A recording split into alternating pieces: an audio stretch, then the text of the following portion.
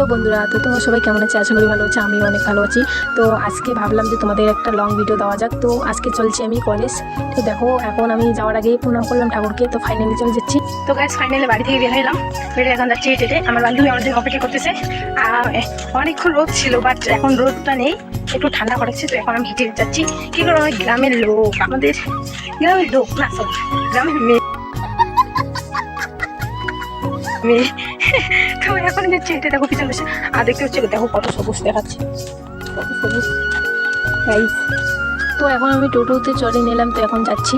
তো দেখো, আর বান্ধবীর সঙ্গে দেখা হয়। এখন আমরা অটো চড়ছি, কারণ আজকে আমরা বাসের টাইম ধরতে পারিনি। তো এখন আমরা যাচ্ছি কলেজ। তো বান্ধবী আমি ভাবলাম যে আগে আমরা ড্রেস পরে যে কলেজে, তো আজকে ভাবলাম যে আমরা একটু ইউনিফর্ম পরে যাই। তো গাইস দেখো, এই মন্দিরটা আমাদের মাথা গেতে পড়ে।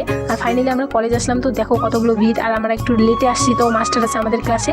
আর দেখো, আমরা বান্ধবী আর বারান্দায় দাঁড়িয়ে আছি। আমাদের সিরিয়াল চলে গেছে, আমরা লেটে আসছি। তো এখন আমরা লাইনে দাঁড়িয়ে পড়ছি।